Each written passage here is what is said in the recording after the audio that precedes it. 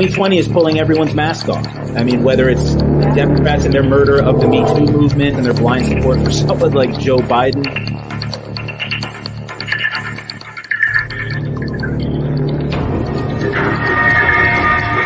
They seem really unreasonable, and it's like, are we still playing? What do you guys think about that? Hi, everyone. Christian Perez here on today's episode, November 25th, 2020, the pre-Thanksgiving episode. I am your guest host tonight, Christian Perez. You've seen me on this show a number of times. Thankful to be here. And if Brian is in the back, we could get him on the show now. That'd be great. We have an excellent lineup today. Hey, there's Brian. How we doing, Brian? Hey, like any good guest, I was muted before, but I remembered to unmute myself this time. How you doing, brother? I'm doing okay. How are you doing? I see the move, the transition's going okay? No, it's going horribly. I don't think anybody, you've never heard a story. You've never talked to somebody about moving, whether they're buying or selling a house, and been like, oh, yeah, it was a wonderful experience. Everything went so smoothly. The paperwork wasn't a problem. And the realtor and the lawyers were just so great to deal with. I don't think you've heard. If you have that story, please email us and let us know, because we'll always be honest here on New Jersey Revolution Radio. I appreciate that. I tried to come out with the bullshit, and you were just like, no, it's been terrible. It's not good. This movie hasn't been at all. I wish it was, but and I think and I got to first of all thank you and Leah. One thing I said, over the last few months, we've been working to retool New Jersey Revolution Radio, and there's a lot of big stuff coming in on January that not everybody knows about, but I've got some poorly kept secrets going on out there. But like in that transition period is a lot of personal transition, but the company is transitioning as well. And I'm just looking forward to it. I just see it as presented as challenge. I do have to at least apologize to my audience. We do regularly get our podcasts out pretty quickly, but because of the tech issue, because of the move, because I didn't have a hard drive available to me for the last week or so, we haven't been kept up. But rest assured, it's a temporary transition. It's not much more than me having to set up my office, get the internet connections and things like that, which is always easier said than done. But we're definitely I'm looking forward to challenges. I mean, that's always what this is going to be, challenges. We're going to meet them. Definitely. Moves are never easy. Changes are coming. I think people have a lot to look for with New Jersey Revolution Radio. I think time will tell. Things are looking up for New Jersey Revolution Radio. I'll put it that way. But one of the things you wanted to talk about tonight was it's easy to kind of fall into the trap in the post-election, I don't want to call it the post-election madness, but there's kind of like this post-election calm that has come over a lot of this country. We tend to see Donald Trump as the embodiment of evil of this country, not just as a symptom of the problems, unfortunately. And there are a number of Americans, a number of liberals that are unwilling and unaware, unwilling to deal with the truth and unaware of the fact that Democrats can sometimes be as disastrous or as dangerous as Republicans. So I know that tonight you wanted to talk about recently, I believe it was this week, the Hudson County freeholders cut a deal with ICE to allow ICE to keep detainees in their center. I know that last year, 2019, Hudson County won, or I'm going to say they won. They profited. They got about $22 million in profits from ICE. They're looking at a serious reduction in 2020. I think the number was, I think I had it here. I think it was something to only $4 million, which for a county like Hudson County, it's pretty shameful, because I personally think that they can come up with $4 million if need be. They don't need to keep families incarcerated. No, I mean, there's no excuse. And I want to make clear, that the vote was 3-6 in favor, and the 3 against were Bill O'Day, Joel Torres, and Fawny I'm sorry, I don't want to butcher the last name, Sedana. And then the 6-4 were Anthony Veneri, Kenny Kopaz, Caridad Rodriguez, Albert Cifelli, Jerry Walker, and Anthony Romano. And in some of his statements in the article that I read in preparation for tonight's show, this guy, Jerry Waller, likened ICE facilities to a dormitory or a college dormitory. And you know, what we talked about with our comrade Kathy O'Leary last week's show, and why I'm heartbroken that the podcast didn't go out. But if you tune into the live streams on the YouTube channel here or there, you know, we talked about the lessening of the conditions that our comrades are suffering in ICE facilities and these other, you know, concentration camps. But the problem is that I call them concentration camps. But, you know, I view these 6, you know, people as Gestapo and nothing less. They're fucking, they're inhuman. And $4 million, really? That's what you sold out, human lives. Yeah. And, you know, it's compared to dormitories. We were on that show last week talking about forced, unknowing sterilizations that are going on. Yeah. And then not only on top of that, to cover it up, they're deporting the women that they did it to cover it up. And they're doing it as fast as possible. If they get a report that some woman was forced sterilized in an ICE detention facility, their immediate reaction is to get them out of the country so nobody finds out. And this is the kind of activity that our Hudson County elected officials, Democrats, all 9 of them are Democrats, by the way. Thanks to the 3 who voted against, you know, thanks for doing the right thing, at least in voting. But are you going out for cake and coffee with these fucking Gestapo afterwards? Because I know how party politics works, and I know how these councils work. And there's a saying in Germany, I don't know if it's, I saw it on the internet, but I did it, but it's a good saying, so I'll use it anyway. But if you're sitting at a table and there's 1 Nazi at 10 people, there's 11 Nazis at that table. 11 Nazis, yep. So if you're friends with these fucking people, if you look at them every day, if you do business with them, remind them that they're Gestapo every couple of minutes. Yeah, maybe I mean, maybe then they'll change their minds. But, you know, while the Democratic Party continues to cater to the Gestapo, while the Democratic Party allows this filth and scum within their ranks, their whole organization is useless. Yeah, it's a shame. I mean, I looked up the one woman. Her name is Caridad Rodriguez. I mean, Caridad means care, right? Quality.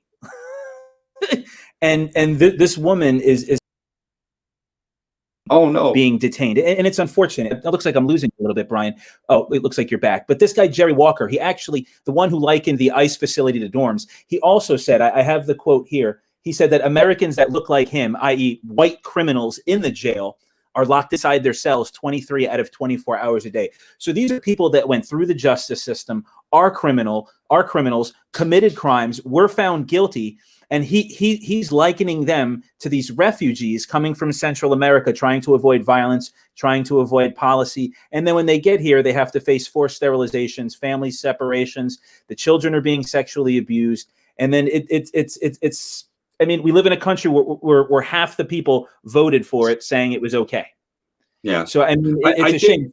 Democrats in New Jersey, I mean, they feel emboldened because they know Republicans aren't going to say anything, and they know that a lot of progressives in New Jersey just don't have the institutional power or the money to combat them. And we could drag their names through the mud, and I'm on team drag their names through the mud. I think everyone should know who these people are. But you know, this is where we're at now, and it's unfortunate.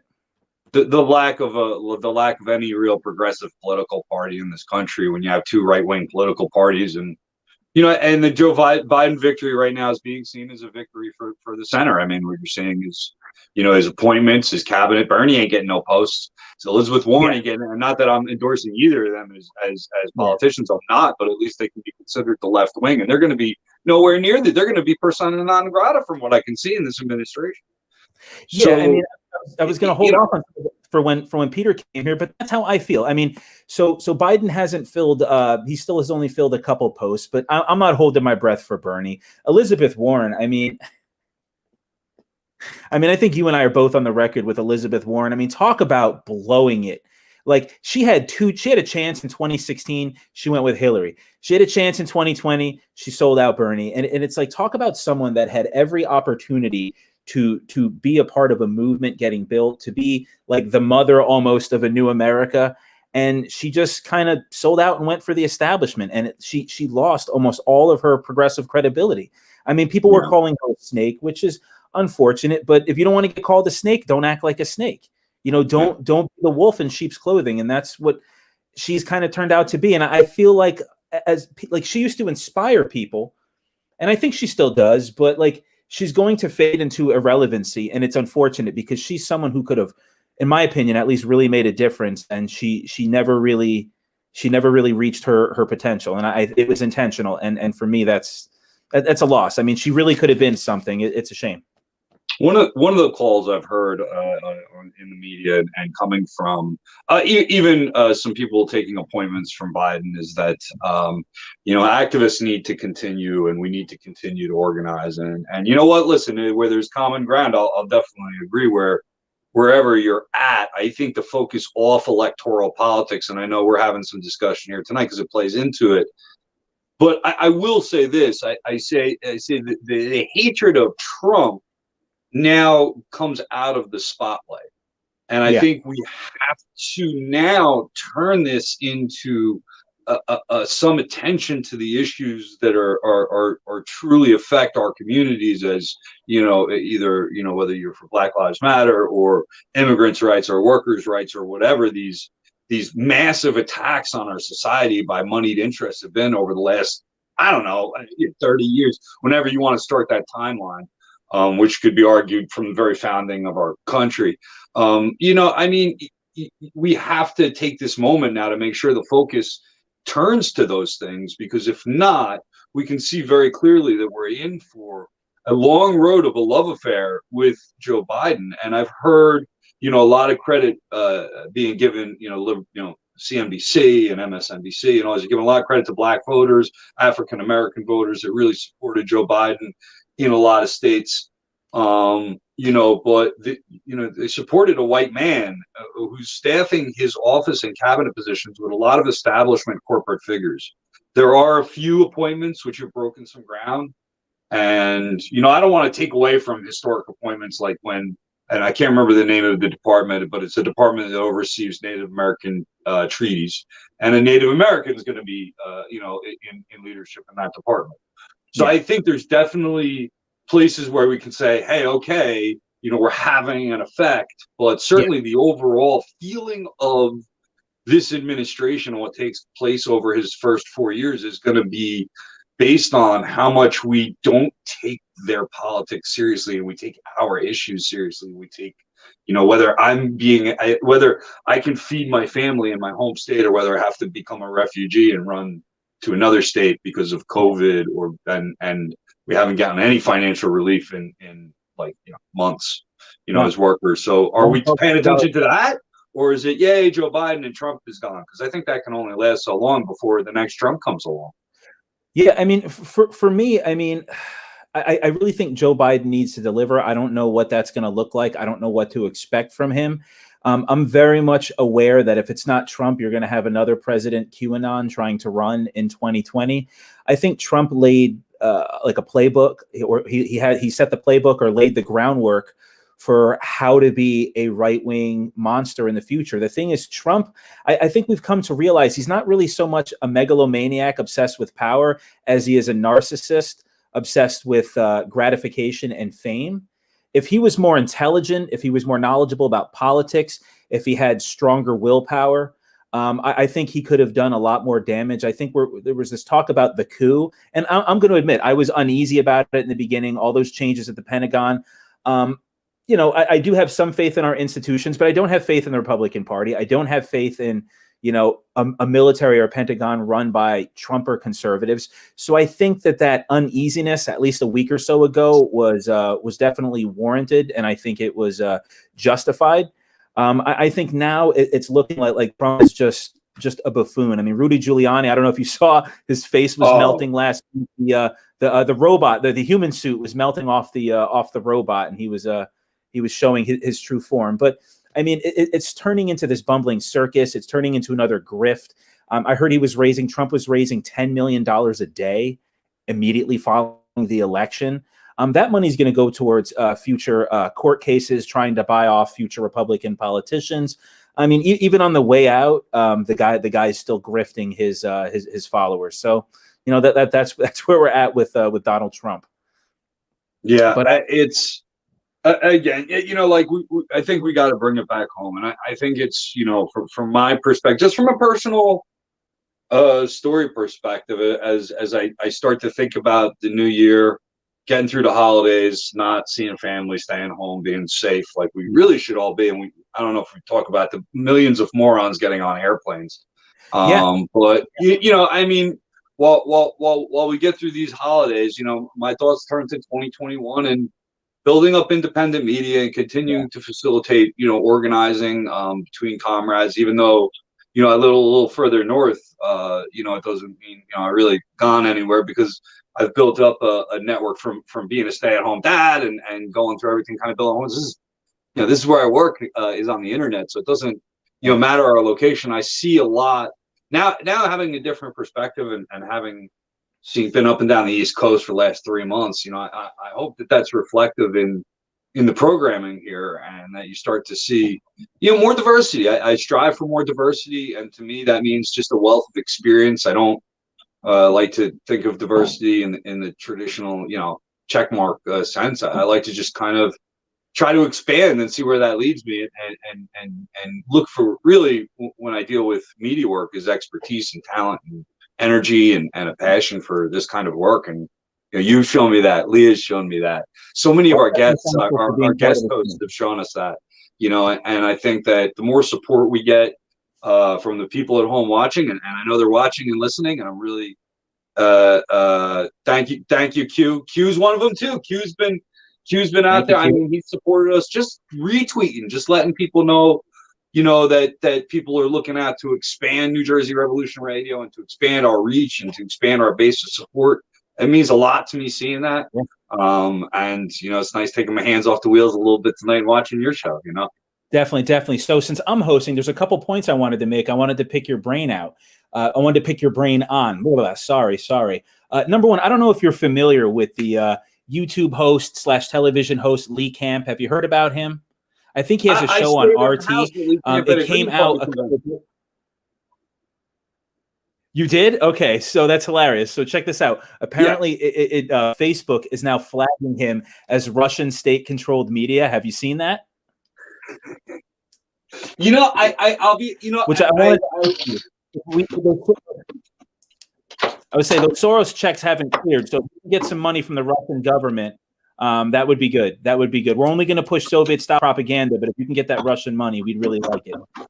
Well, I think if there's one thing I've learned from capitalist society, is that just leaves more opportunity for long-haired white men in media. There you go. Yeah, mate. I mean, I did stay in a house with Lee Camp one. He came to a Green Party convention and he did an appearance there, and he actually stayed in a house that was organized, by the Green Party that night. And I talked to him a little bit. He's a nice enough guy. His act is pretty funny. I thought he was pretty funny. He's very angry with American society, is what I can say, and that seems to have irked people into believing that he's a spy.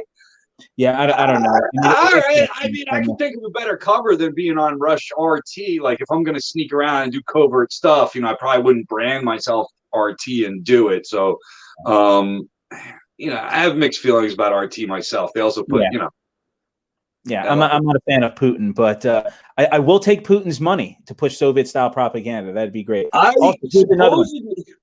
Supposedly, I have bags of his money lying all over the place. Him and Soros have been writing me checks for years. I'm still waiting on the Soros checks. That money's got to trickle down. I mean, that's the deal. The Soros checks, the Russian checks. Oh, and here's another one. I don't know if you heard, but Sidney Powell, who was on Trump's re-election team, who got kicked off. She was one of Giuliani's lackeys. I don't know if she was on TV last week, and she said that George Soros, along with Hugo Chavez, who died 7 years ago, were the ones who created and programmed the Dominion voting machines. Did you hear about that? So I don't know if that Venezuelan money's out there too. I want to get some of that. So what she asserted for our viewing audience is that Hugo Chavez, the government of Hugo Chavez, who's dead, right? Yeah, so Chavez died 7 years ago. The current president is a guy named Nicolas Maduro, who, of course, Trump hates. They tried to overthrow him. And there was this guy, remember, Juan Guido. We've been covering the Where's Juan Guido? We've been covering him for well over a year now. Every time we talk about him, he starts to diminish more and more and more, until it came out this week that he's actually broke and he's looking for money. He just applied for bankruptcy. He's got no money. He's supposed to be the president of Venezuela. Trump's not answering his phone calls. So he's just some goof running around now. So it won't be long before he ends up with some show on Univision in Miami or something like that. It'll be grotesque or something like that. Well, listen, it's just one thing we can be a little thankful for this holiday season. Yeah. You know, what can I say? It gets better too. It gets better in Bolivia. The new government of Bolivia, the recently reelected MAS party, the movement towards socialism, the party of Evo Morales that was deposed, that won a resounding re-election campaign, they're now calling for the arrest of the interim government. They were responsible for the deaths of activists, responsible for the deaths of native people, responsible for all kinds of violence. There were gang attacks. There was this senator who had her head shaved, and they basically poured red all over her. She won her re-election. So, I mean, Bolivia has really just thrown off the shackles and has rebuffed Western neoliberalism. So it's a good thing. Unfortunately, I'm not really enthused about Biden's plan for Latin America. He's going to be hostile to Venezuela. He's going to be hostile to Bolivia. I don't want to forget, Obama and Hillary Clinton overthrowing Manuel Zelaya in 2009 of Honduras. It's just going to be more of the same. And I think that the supporters and the followers of New Jersey Revolution Radio understand that. Joe Biden is more of the same. His cabinet picks, I can't remember the guy's name. It was Anthony Blinken or something like that. But Blinken, thank you. He's a lifetime bureaucrat. He's infinitely more credible, more qualified than anyone Trump had. He's not bombastic, which is a good thing. I mean, all those are good things that people aren't Trumpers. But again, it's a return to normalcy, but it's the same normalcy that brought us Trump. It's the same normalcy that brought us instability. So, I mean, looking forward, I'm tread lightly. That's how I'm saying. I feel a little bit better that Biden is president. I'm not gonna pretend to be enthusiastic about Biden. I am happy that Biden beat Trump, but I'm not necessarily happy because I think Joe Biden is going to save the world, because he's not. I'm not one of these liberals that thinks Kamala Harris is going to save the day, because she's not. I don't like Kamala Harris. What you're not hearing, I think, and getting back to Bolivia, I think was one of the observations that I'm not hearing a lot or enough of, at least, is that the opposition party, the party that had taken over the country by force through a military coup, by killing people and then getting the president to run out of the country, basically in fear for him and his family's lives. And there was even a story that they killed this guy's dog, which, is sick. But, okay. These are sick people. So they go to an election and their party gets, I think, in the neighborhood of 11 or 12% of the national. They got annihilated.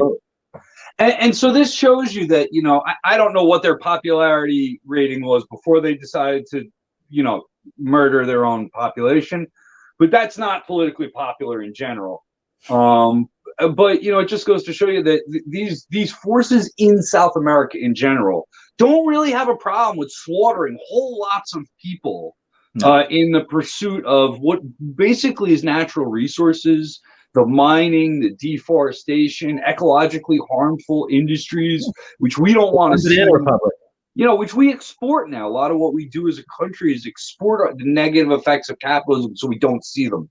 The extraordinary amounts of poverty, the extraordinary amounts of pollution and environmental things go to countries without the kinds of regulations that we have here. It's still happening. And we need to really address the root of that in South America as much as we've, and we should address it more in Africa as well.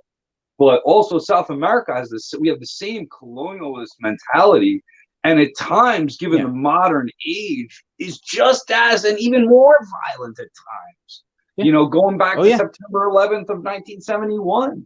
This has been a long standing, and I think when you talked about Trump, kind of like showing people how to rise to power. I don't know. I think Trump has looked at that rise to power in Venezuela and South America, and that shock doctrine. If you watch the shock doctrine and you watch that timeline of events in different countries as the CIA and these different forces manipulated foreign governments, I think Trump has very much paid attention to how those strong men rose to power as much as he paid attention to Putin and his rise to power. And that's why you're seeing his off the wall behavior of trying to manipulate electors and stuff, because he studied Hitler. He studied a little bit. Listen, he's a dumb dude. I don't think he's a very smart, he's got guy. people around him that know what to do, and that's and it also don't take much to watch a YouTube video on Hitler and figure out how this moron rose to power when you yourself are a moron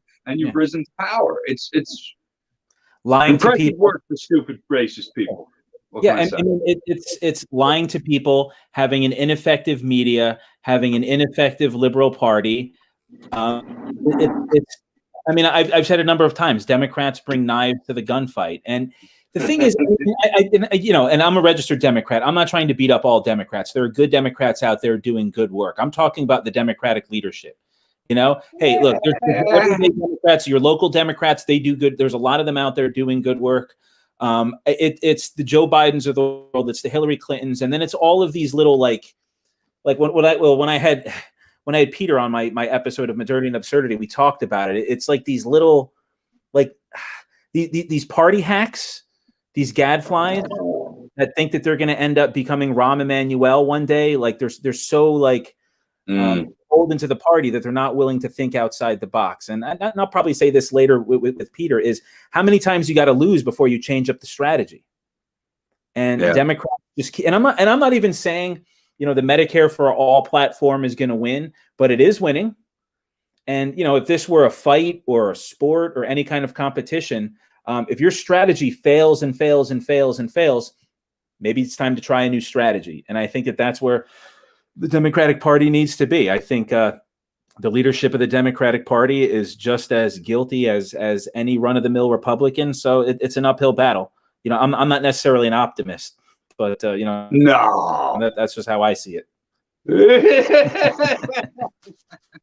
Well, I think I have my wife's grandmother just turned 100 years old a couple of weeks ago, and she came from a farming background, and she says that if she compares me to a farmer because everybody knows I like to garden. I can't say that I'm a farmer. I've been a gardener for a long time. But she says that we're eternal optimists. And, you just got to look at it every day as a new challenge. I think that's the mentality when you wake up in the morning, if it's raining or snowing or whatever, you got to go to work. You got to feed your family. You got to make sure that the chores are done and whatnot. And I think every day you got to wake up with something like that. I mean, I've been down in the dumps as much as anybody else over these past, few years and whatever, but that's due to personal circumstances as well as some of the politics that I by choice involve myself in, and I think that when it comes to, and what I've seen, and I know that Peter, when you have him on, is going to maybe talk a life after elections. I hope I hear from him because I think his perspective is great. I can't wait to hear him talk about it because he entered into electoral politics, and he's done work outside of that. And to those of us that have dipped our toe in both waters, I just think when I'm not involved in elections, I'm way happier. And looking around at my friends right now and hearing, all my comrades that are involved in various activities, the ones that were heavily involved in elections are all fucking miserable. And I'm relatively happier than everybody, which is kind of a little bit different because I'm usually the most miserable guy in the room yelling and screaming about it. I mean, and when the Democrats do something, it's about elections. And so that doesn't involve me. When you say Democrats got good people, of course, listen, they got family members. There are Republicans that are good people, but the Republican machine elects Republican candidates. The Democratic Party machine, like Daryl is pointing out, puts money into electing Democrat. That's the basic function of a party in this country. And that's not how our system to work. Our system really, what I think our system should be like is more that parties educate people on politics so that we have people qualified to run society. Instead, we've just let businessmen run amok and do all kinds of crazy shit. And we're trying to figure out how to get by while filling out their forms. I mean, most elected officials are lawyers. They're businessmen. They're not doctors. They're not scientists. They're not social workers like Peter we're going to have on shortly. So, right. I mean, we end up getting laws, legislation that supports capital, that supports the wealthy. Donald Trump gives a $1 trillion tax break away to his friends, and to himself. And people like you and me get $1,200. Was it half a year ago now? I spent that shit on weed a week before I got it. I mean,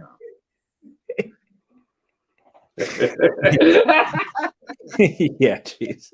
It's good times up here in Maine, Chris. What can I say? Yeah, good times up there in Maine. Oh man. So I think it's time to start plugging. What do you think?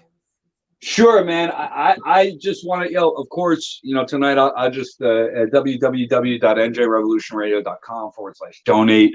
You can Cash App us at NJRevRad, and all kinds of other stuff. Leo put some links in the comments for you. But really, those donations matter. We entered this year doing a bit of a rebranding and getting the website up, and what we were able to do was because donations came in over the holidays, and I know it's tough, and I know it's everything that's going on, but if it's the holidays and you're please put a New Jersey Revolution Radio on your Christmas list for a few dollars, because we're gonna do another boost come January. Like, the winter months are great to plan, great to set stuff up, get to have some meetings. It's cold, people are a little more shut in, and if you could give us a couple of bucks over the next week or two, give us an idea how much we can plan, how much we can do, and how big we can make this thing. So contribute, because it goes directly into this network. It provides money for our writers, our website hosting, and it's growing every day. It's like every day we get a few more views and stuff. And once I'm more settled and we have regular posts, it's going to get even better. So we appreciate the contribution. There it is. Christmas, Hanukkah, Kwanzaa, Festivus. If you're in the giving mood this holiday season, give to New Jersey Revolution Radio. There it is right there. NJRevolutionRadio.com/donate. If you can give, please give. 'Tis the season. Yeah, thanks a lot. And I'll see everybody next week when I'm back hosting the show. But thanks again, man. And you're going to be back regularly, right? We're going to do this on, when I take a week off here and anytime you have me, I'll come on. I love it. This is great. I have a great time being on. I love being a part of the team. Anytime you need me, I'm here. No more empty weeks at New Jersey Revolution Radio. Thanks a lot, Christian. It's great having you, man. Take care, Brian. Take care. So I guess if I'm going to start plugging my own stuff, I was recently featured on the Section 24/7 show podcast.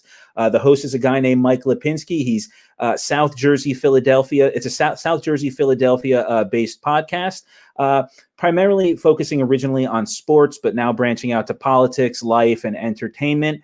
The show that I was on, it was called, I have it written here. It's called Conspiracy Theories, Coronavirus, and the Presidential Election, Section 24/7 show podcast. It's on iTunes, it's on Spotify, and it came out on November 3rd. You can always check me out on iTunes, Stitcher, and SoundCloud, Modernity and Absurdity Podcast, on Facebook at Modernity and Absurdity, on Twitter at Perez Podcast. And I got a second Facebook page where it's just me, and that's just myself, Christian Perez. So if you ever get a chance, check it out. And if my next guest is in the studio, I just got a brief intro for him. This guy is a friend of mine. I've known him for about 15 years now, when we were undergraduates at Kane University. The man's an activist. He's a politician. He's a supporter of New Jersey Revolution Radio. He's a good friend of mine, and his name is Peter Jacobs. So if he's in the studio, if you could get him on screen, we'd love it. How you doing, Peter? What up, Pez? How are you, man? Great to be here. Doing good. I'm glad to have you. Looking good. Your hair's looking good, nice and long. I made the ponytail. I'm trying to hide it. I don't want anybody to see me, but your hair's looking good. You got it. Yeah, I was planning to grow it. After getting married, I was planning to grow it, and COVID happened, and I didn't really have to see people in the office. So I got over the awkward phase of it, I think, and just worked out.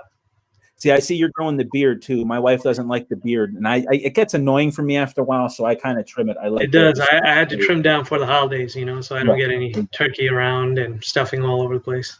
You got to be presentable. So, how you doing today, Peter? You ready for Turkey Day tomorrow? I am. It's good to I'm spending some time with my parents. It's a holiday. Wish people understood the actual context and history of it, rather than just being another day off, rather thinking about it as a day of mourning rather than what it actually is. So it's but nonetheless, it's nice to have a day off and spend some quality time with family. Yeah, I mean, I always acknowledge the history of Thanksgiving, but for me, ultimately, I think it's my favorite holiday just because you just eat and hang out with loved ones. So for me, I love it. That's where you get. I'm Puerto Rican. Everybody out there knows it. You know it, Peter. But that's where you get all the really good ethnic food, and you get turkey, mashed potatoes, and stuffing. So I'm all. Oh yeah. You know, we're gonna have some turkey and stuffing and whatnot, but also the Indian food. There it is. Oof. Good.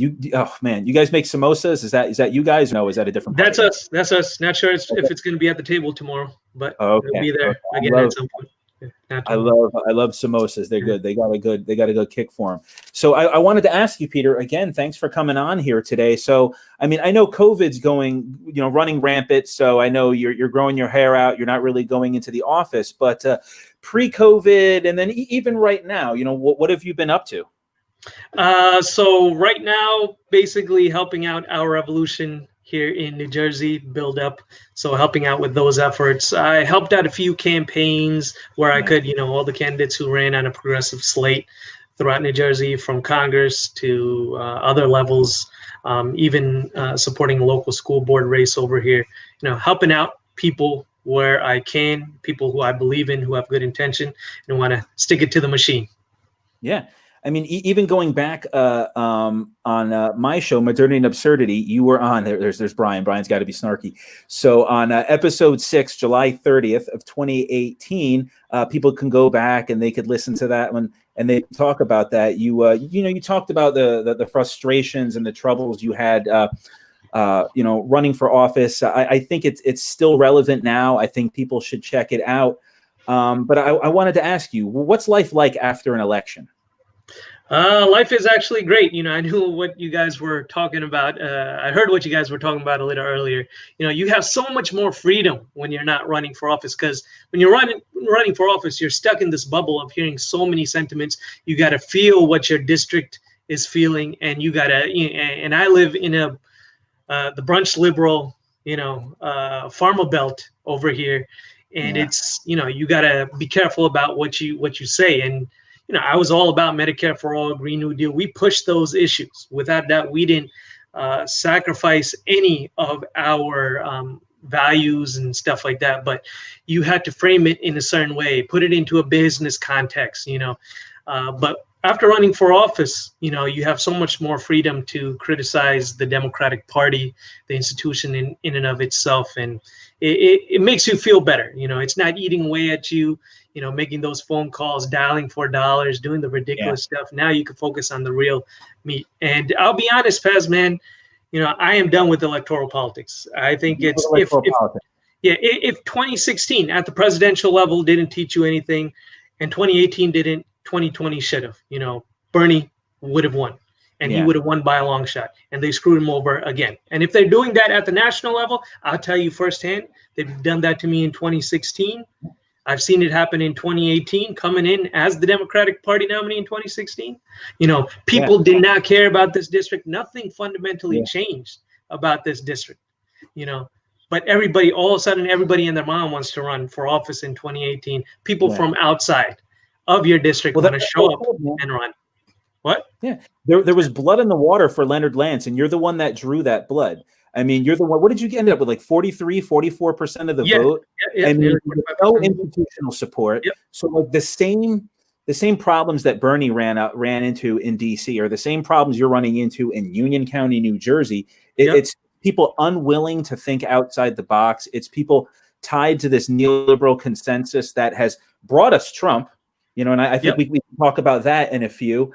But it's good that you're still involved in activism. I mean, you've been with Our Revolution basically the whole time, right? I mean, and they're pretty much throughout the entirety of New Jersey. Right. Yeah. We were the first endorsement in New Jersey in August 2016, and we're building something beautiful and something greater. And I hope we, more than Our Revolution, we need to build a strong left coalition here in New Jersey. I was watching Gambit Queen, or the Queen's Gambit on Netflix, and there's this beautiful saying, and I think it infiltrates all our mentalities because we're raised in such an individualistic culture. No matter what your political view is, some of it seeps in. And they said something, no spoiler alert here, it's just something simple. The dude's talking to the main character, and he says to her, you know why the Russians are so good at chess? Is because they play as a team. They play against each other, whereas we Americans are just about ourselves. And so I took away from that is we got to do the same thing on the left. We got to really come together, and we will be a force to reckon with. And that's what I hope by extension of our work in our revolution, we do that across the left, the Green Party, People's Party, wherever you stand, you can't, look, I have not felt a day of despair in my life. There have been shitty days in my life, but I've never experienced a day of despair because I know we got to fight. Few of us got to come together, put some pressure on those who have power and expose that power. And that is how we bring about change. Yeah. I mean, the opposite is hopelessness. The opposite is despair. The opposite is giving into power. And then we see, I mean, like, okay, you know me, I'm going to beat up on Joe Biden, but he is better than Donald Trump. And we see Russia, Hungary, India, we see Brazil, we see a lot of these countries drifting towards the right, drifting towards nationalism. And for me, it's terrifying. It's a consequence of neoliberalism and neoconservative policies. Yeah. Yeah, it's neoliberal politics. I'm sorry, neoliberal economics and neoconservative politics. And I know when you tried to say that to Democrats, they didn't know what the hell you were talking about. I mean that's and that's the fundamental problem. Didn't you go to school? Like, Look, everybody in the brunch liberals, they're concerned about identity politics. That's the only thing that matters. That Biden has a Hispanic like Cecilia Munoz, who is a part of his transition team, I think even the cabinet, who defended Obama's family separation policy. Yeah. They built the cages, right? But as long as it's a Hispanic doing it, we could turn a blind eye towards it. Yeah, it's the brunch crew, and I think it's weird because it was like just one. I think what was it? It was the women's march. One woman had a sign that just says, "I would have been at brunch," and that just went viral. And it's like, yeah, you would be at brunch. Everything you needed to know. You would be at brunch.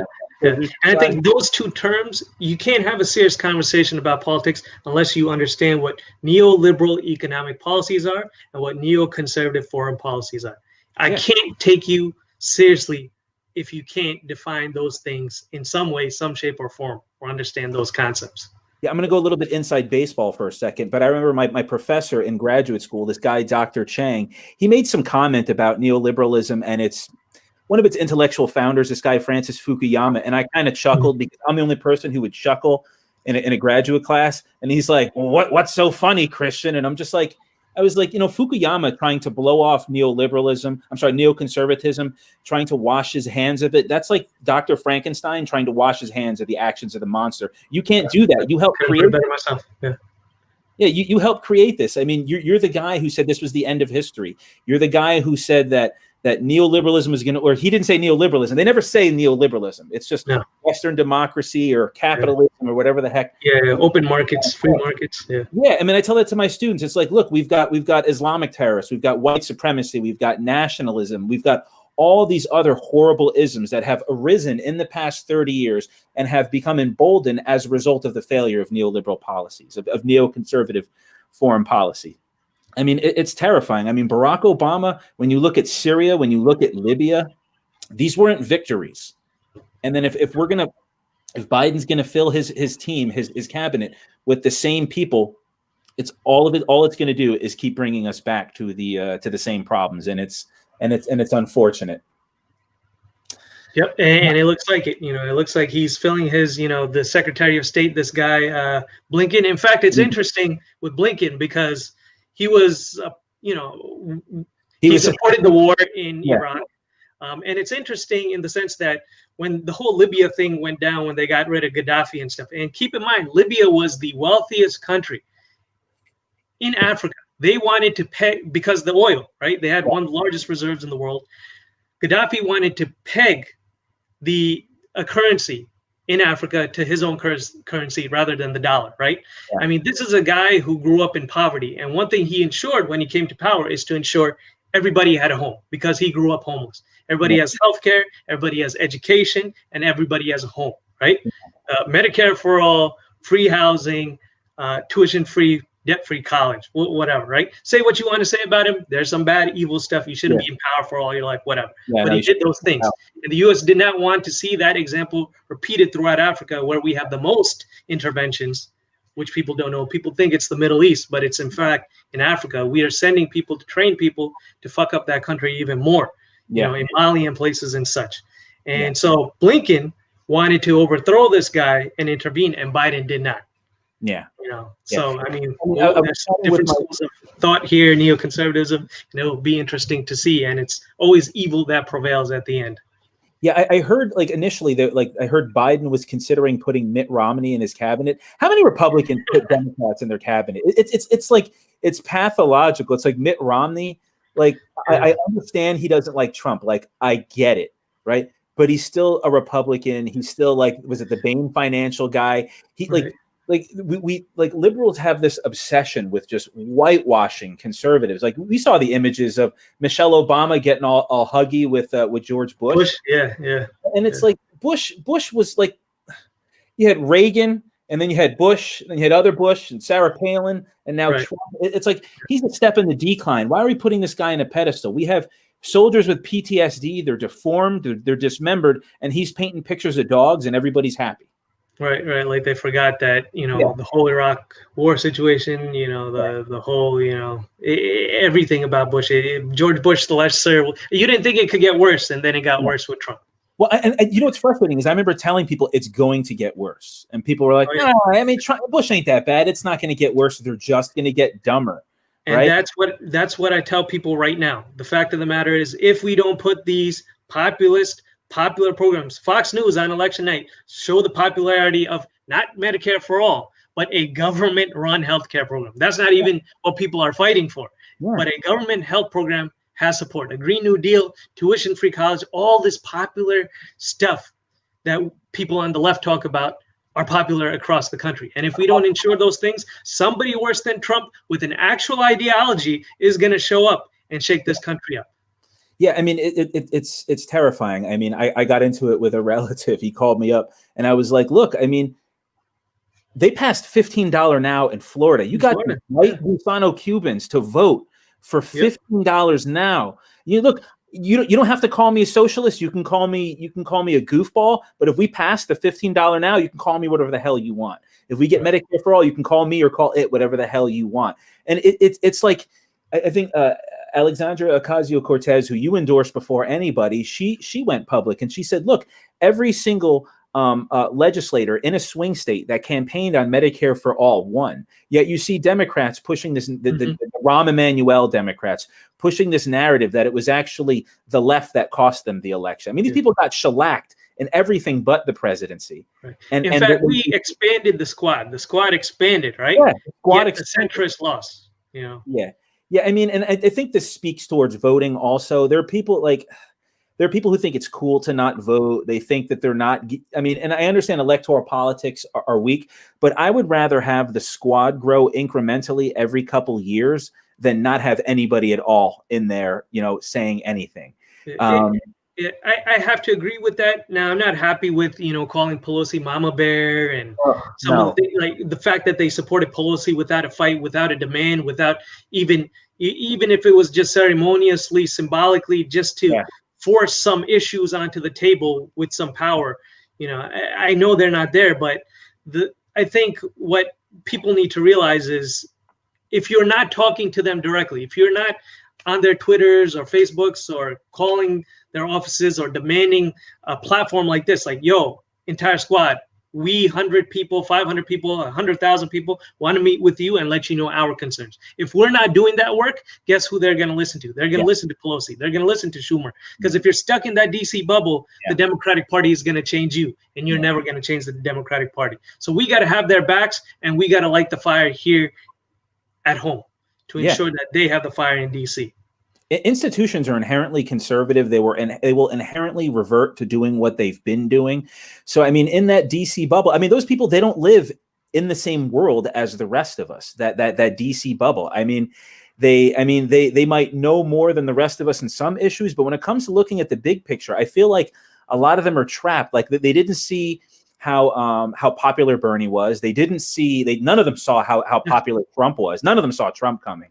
Nobody in DC saw that coming. But I mean, it's frustrating, and it's very easy for members of the squad to I don't want to say devolve, but take a couple steps back and sink into that that run of the mill Democratic whatever the same run of the mill.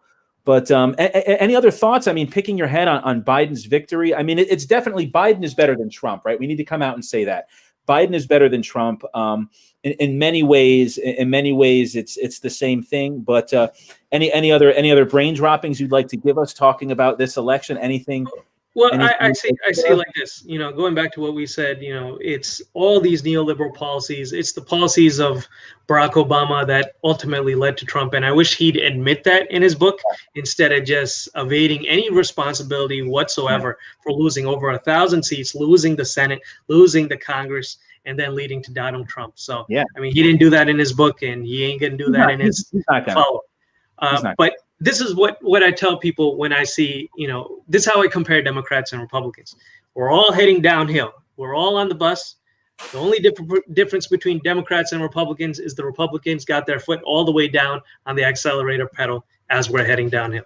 Yeah. And the Democrats are just there like, oh, we should be the bus drivers here and everybody just calm down. It's going to be all right. We got this whole brick wall. Yeah, exactly. So, Biden, his X amount of years, I think Trump was right in the sense that when in the debates, when we brought up family separation and Trump's first response was, well, you built the cages. Yeah. We talk about Black Lives Matter. And he says, well, who wrote the crime bill, Joe? Yeah. I mean, granted, he ain't doing shit. You're in power, bro. You then do something about it. Yeah. I mean, he did shine a light, which a lot of people knew about in progressive circles, perhaps, but even more so on that debate stage. And I think people were not particularly excited about Biden, but they were so vile.